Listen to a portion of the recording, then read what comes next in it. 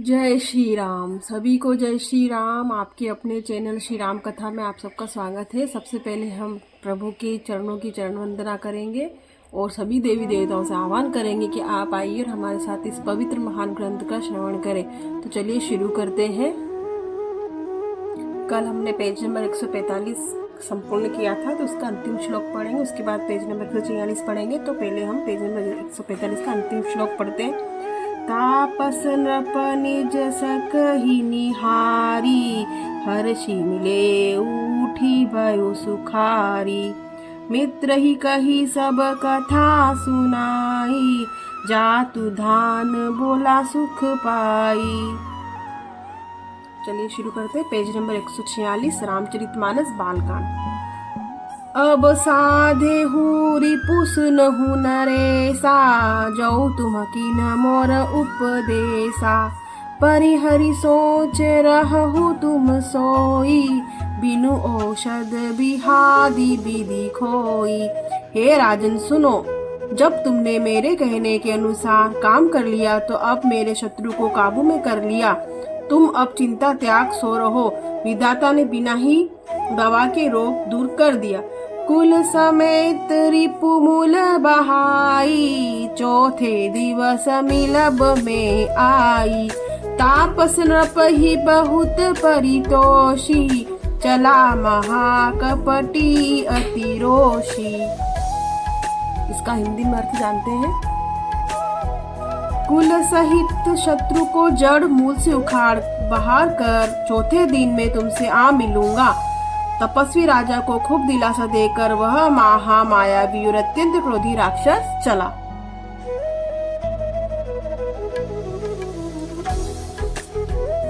भानु प्रताप ही बाजी समेता, पहुँचाए सी छन माझ निकेता। नृप ही नारी पही शयन कराई, है ग्रह बांधे सी बाजी बनाई। उसने प्रताप भानु राजा को घोड़े सहित क्षण भर में घर पहुंचा दिया। राजा को रानी के पास सुलाकर घोड़े को अच्छी तरह से घुड़साल में बांध दिया। दोहा। राजा के उपरोहित ही हरि ले गयहु बहोरी, ले राखे सी गिरी खोई महु, माया करी मति भोरी। फिर वह राजा के पुरोहित को उठा ले गया और माया से उसकी बुद्धि को भ्रम में डालकर उसने पहाड़ की खो में ला रखा। आप बिरची उपरोहित रूपा, परे उजाइते ही सेज अनुपा। जागे नृप अनभय बिहाना, देखी भवन अति अचर जुमाना। वह आप पुरोहित का रूप बनाकर उसकी सुंदर सेज पर जा लेटा। राजा सवेरा होने से पहले ही जागा और अपना घर देखकर उसने बड़ा ही आश्चर्य माना। मुनि महिमा मन महु अनुमानी, उठे हुआ वही जेहि जानन रानी। कानन गए बाजी चढ़ीते ही, पुर नर नारी न जाने के ही।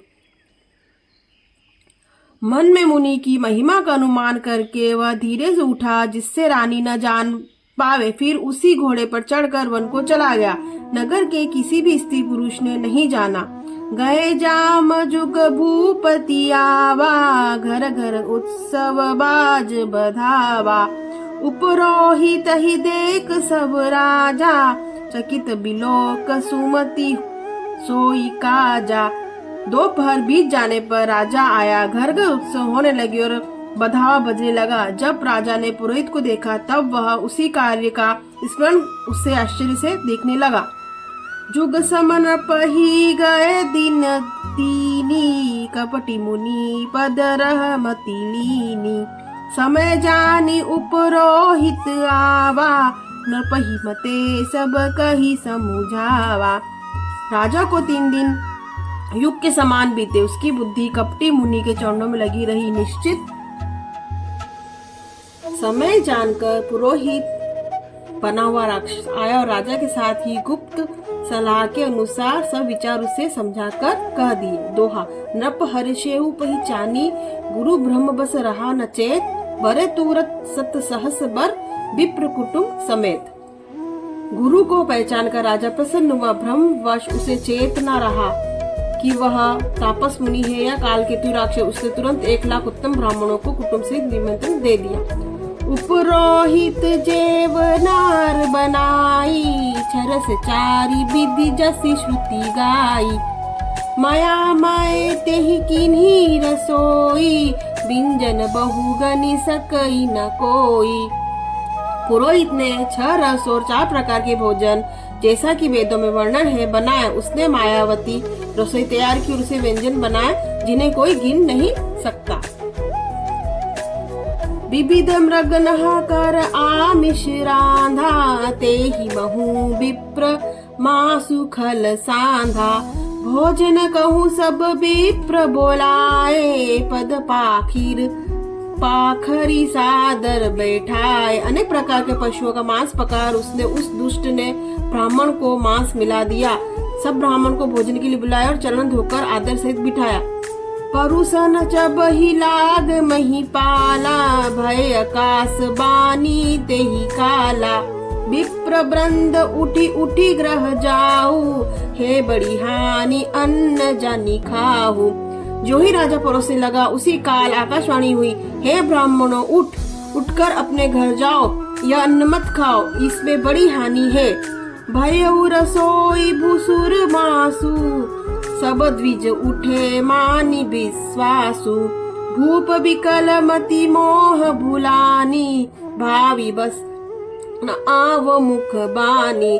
रसोई में ब्राह्मणों का मांस बना है। विश्वास मानकर सब ब्राह्मण उठ खड़े हुए।